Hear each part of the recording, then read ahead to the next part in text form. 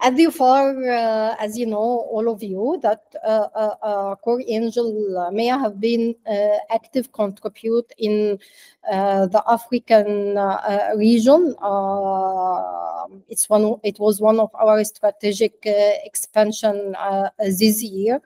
And I see that we have a good opportunity for all of us, for potential startups to share it with other funds in COREangels International.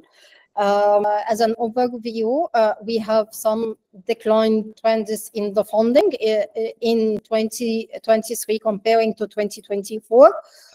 The main reasons for that coming from the challenges in the global economics that already I believe that all the world is already suffering from it, and specific in African region.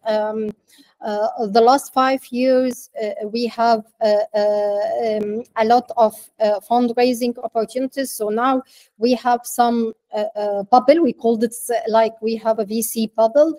Most of the VCs trying now to have an exits for the portfolio company that they are already invested in. I believe in 2025,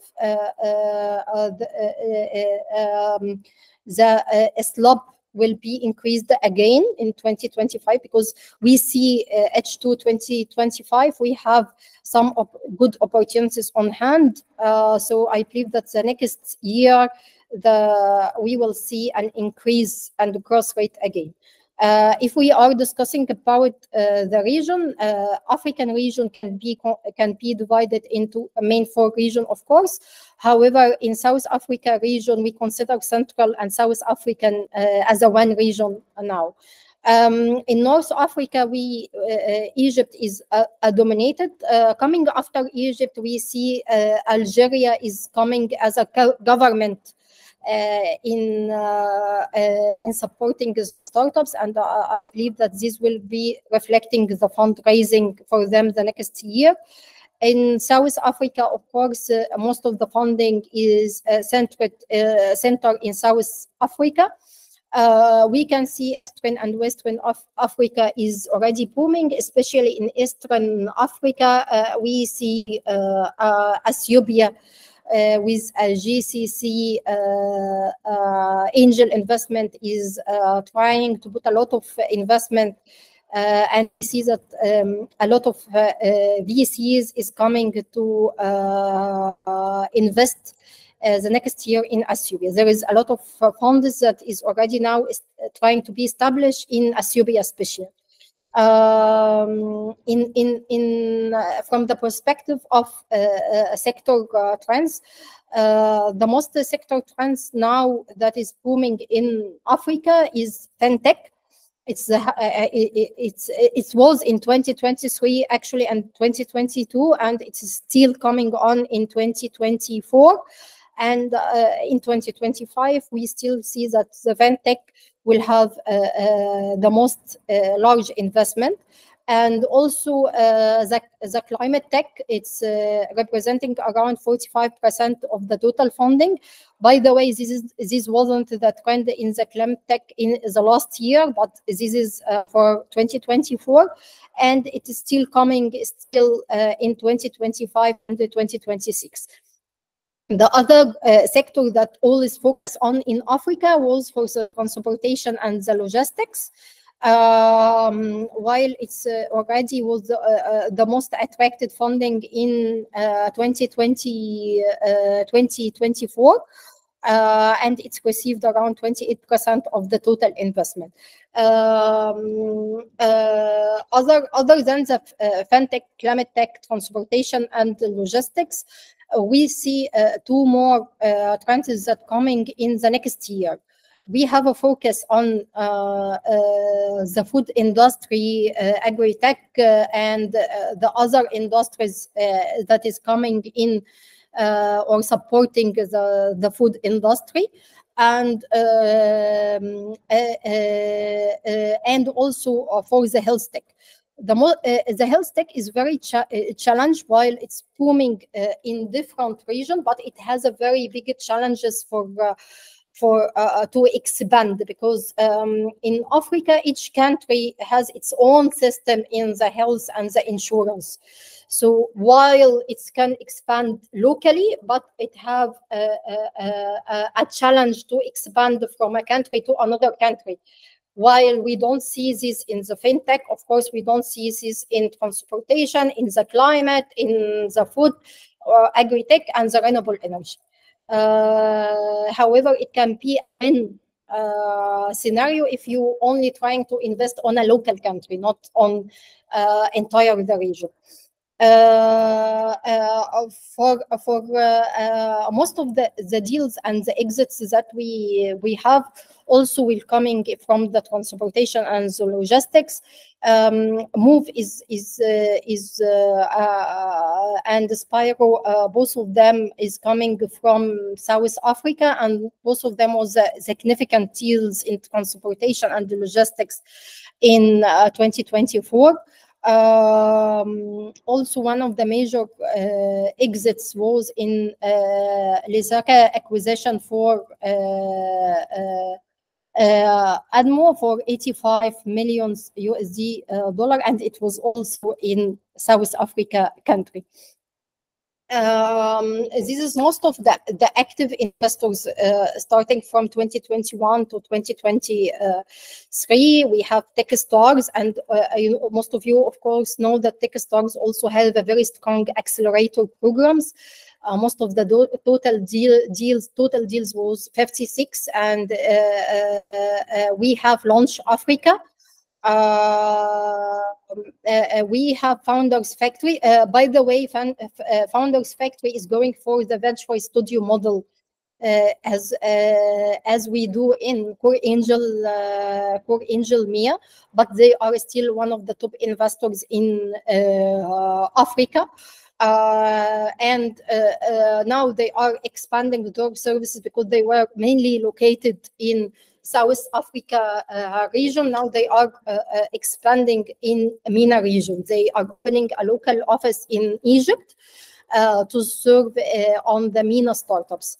Also, we have ventures platform. We have Norascon. We have Y Combinator. If we go through those active investors, we will see that most of those active investors actually are promoting the role of the hands-on guidance plus the cash fund. And actually, like Founders Factory, they are promoting the idea of the venture studio. And this can give us a significant index that most of the startups in the African region are not looking only for the cash fund, but they are looking more into how you can help them to expand either within African region or giving them the knowledge of the global expansion and the global experience, in helping them to grow. I believe this is one of the significant difference between the landscape in African and the request of the startups in the African sector, more than maybe European and American investors. I add some infographics also in more details. Here we focus more on the state of the angel investing, not only like the other slides we were talking in general for the fundraising. And you can see that starting from 2022, there is a high growth in the amount of the investment in the angel investment in Africa. the main reason behind that is coming from the initiatives like some associations like IBANs and some other associations like we have some other associations like IBANs like African Angels Academy, IBAN, also Afri Labs, Catholic Africa. So we have a lot of initiatives that is promoting the idea of the angel investment.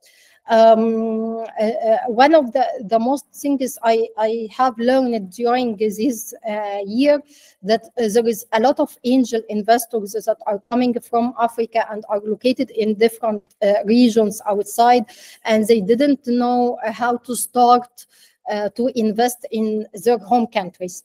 They find a good opportunity for them to join the angel networks for a way to be connected from to their home countries. That's one of the reasons why we see a lot of angel investment, high growth rate from 2022 for the coming years. Also, if we look about the angel investment persona in Africa, you can see that most of them is male more than female. However, I see that targeting female African business angel can be a very good opportunity for us for introducing them to business angels in for business investment in Africa. If we are talking about the investment range, most of them is going for a small amounts for angel investment. Most of them is not feeling secure to go with large investments, so most of them is going from 1,000 to 10,000 K. Then we have the range from 10,000 to 25. Above 25 is still, the count is very low.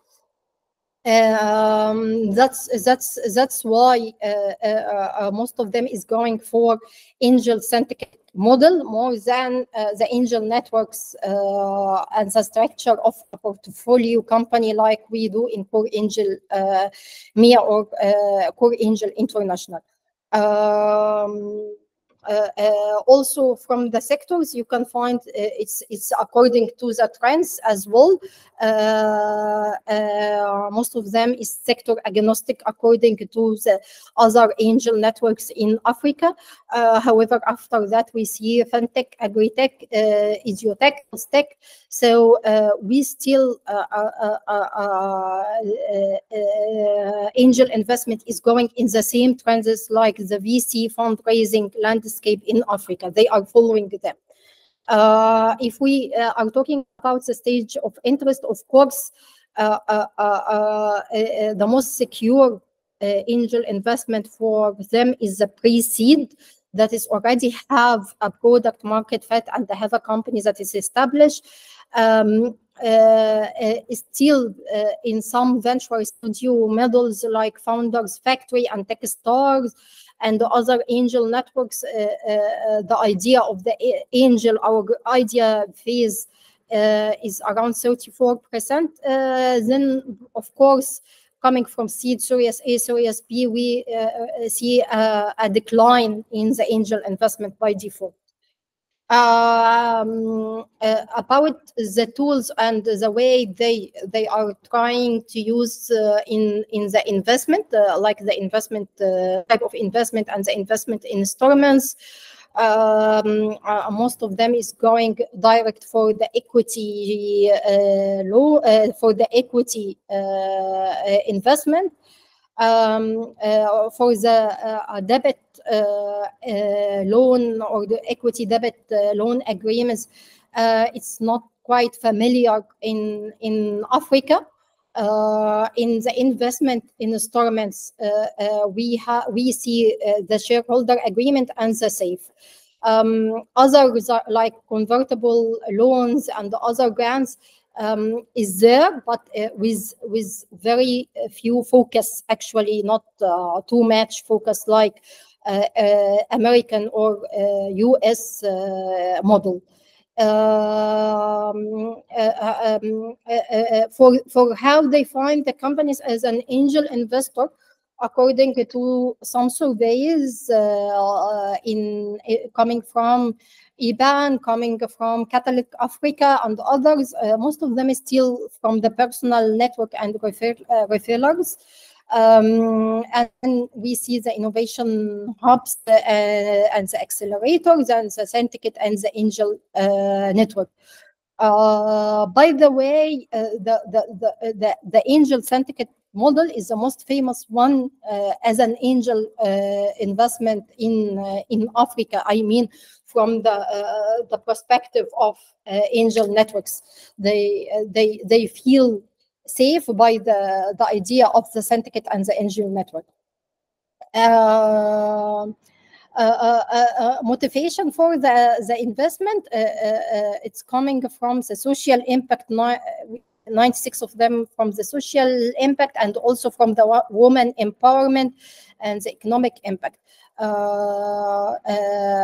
Here we have to think about the persona for the angel investment. The African business angel investors is having more commitment towards the impact investment, and especially the women empowerment. Most of them are out of the country working in a corporates, and they having the feeling that they want to invest in home country and put their angel investment, but they don't know how, so they find the ways through the angel and syndicate and the angel investment network.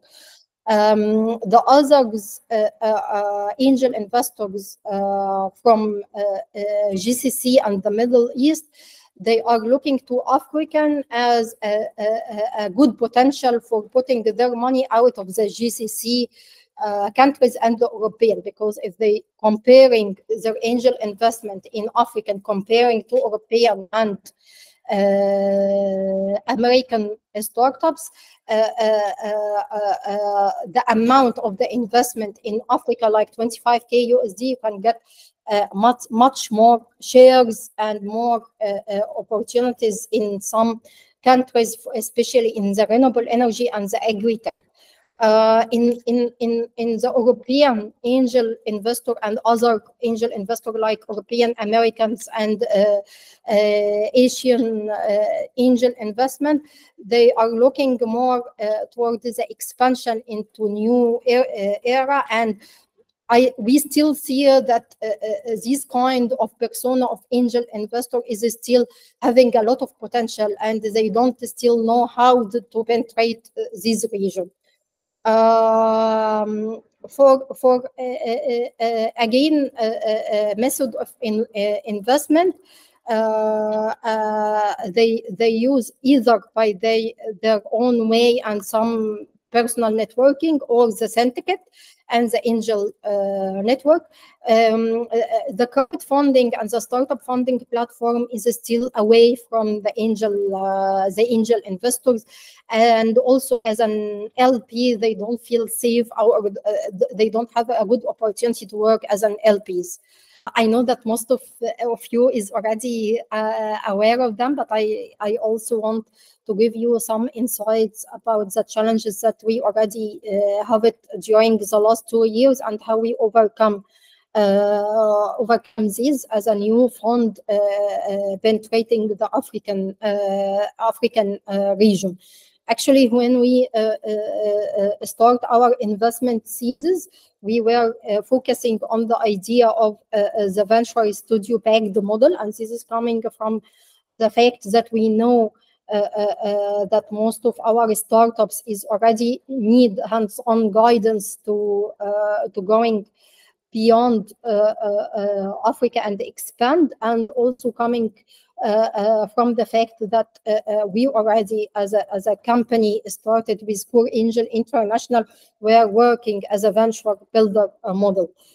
We focus on the start on the potential of Middle East and Africa landscape, and while we find ourselves playing a very good role in bridging the startups that would like to expand within MEA region, like they are trying to come from Egypt to GCC or vice versa. So we feel that we have an add value here.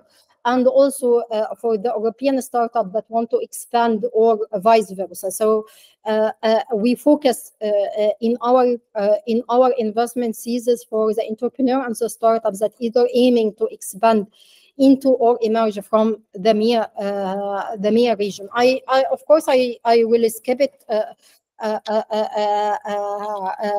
The slides for the mission and vision. As I told you, our strategy was focused on the venture studio-backed ecosystem, so that we don't provide only a seed fund, but we also provide a hands-on guidance. And by this way, we try to mitigate the risk for the angel investors that are looking to invest in the African landscape. Giving into the note that most of our business angels are coming from globe to this area. So we are targeting the persona of the business angels that are outside the region and want to already invest in our region. When we start the idea of our investment thesis based on the venture studio, we already have the first portfolio company in COREangels MEA, Chemtex Ventures, and it's our venture studio that have been contributing as a portfolio management for the startups in our portfolio company. We use the kind of COREangels International to coin it as an ARC partner for COREangels MEA, and trying to adapt the ecosystem approach for BTS in total by to arm either COREangels MEA as a fund or a cash fund, or Chemtex Studio as a venture studio providing the services. Here we tried to give an incentive to our business angels by contributing as an ARC angel goal, and we give them incentives to be active participant through Chemtex Ventures against additional carry interest and additional success fees already, so that the business angels that want to contribute as an ARC angels with us, he already is not only providing cash, but he is already providing hours for the startups in our portfolio companies, and this is already considered as a fund contribution to his shares in our fund structure. Here is the tiers that we provided to our startups. You can find that we provide initial fund starting from 50K to 150K. And by nature, most of our startups in an early stage, so we try to make for them bridge follow-on funds from 25K to 50K, according to a quarter report that is already shared with our business angel network, and the recommendation coming from our Chemtex Ventures about their performance. In the venture development services, we actually divided into three main tiers: Alpha, Sigma, Builder, and you can find that each of these tiers is a part of the fund is already dedicated for Chemtex to handle the venture development services, and the other is a cash fund. So in Alpha tier, it's 6 months venture development services, and it's more suitable for the startups in the seed stage. And here we only charge 15% of the initial fund in as a hands-on guidance, and of course they have the opportunity for assignment of COREangel or Business Angel. They have a quarter assessment report and 5-hour basic hand-on guidance, and the community outreach and engagement provided through COREangel MEA. In Sigma tier, this is more into the companies in pre-seed stage. Here it's 25% of the initial fund is in a kind of venture development services, and you can find that they have extra incentives other than the alpha tier, like discounted workshops and programs, like some accelerator programs and workshops we have been partnering with in their local countries. They have the opportunity for a matchmaking pool, because some of them is asking about talent acquisition. So we give them the opportunity for matchmaking, for some perks and tools. Also, they have access to our talents pool as a venture studio, and access to a service provider catalogs with some discounted services. The builder team is more into venture builder, and it's more related to the creating from scratch, or the startups that in the ideation stage. This actually was our model the last year. And we already have now 3 companies coming from the builder team. That's why in 2024, this year, we were more into promoting alpha and sigma tier. In 2025, still we will not open the builder tier, because we still see that we already have some portfolio companies in the builder tier. So this year and the next year, we are focusing on pre-seed and seed startups. You can find that we have a delta tier, and actually delta tier is not for the startups from day one, but it's more than a mitigation risk plan for the portfolio companies that we see that they have a risk or potential for risk in our portfolio. We put for them a special tier to help them to take some corrective actions to pivot their strategy to avoid failure as a part of our mitigation risk strategy. For the 5-hour hands-on guidance, you can see that we have specific services, and of course, I would like to send you our service catalog, and also the service that we are providing in each tiers in details, if you would like to take a look about it. We divided into main 5 segments: innovation, business strategy, talent acquisition and management, operational excellence, technical and product management, sales and marketing. And here we have a very big challenges from last year to this year. Last year, we were trying to, as a venture studio, ideal venture studio, to give more guidance and more engagement with the startups. However, of course, there will be a lot of risk in the cash flow and controlling the cash flow. So actually, during this year, we put a more specific services to go into advisory and hands-on guidance without engagement on a very direct connection with the startups.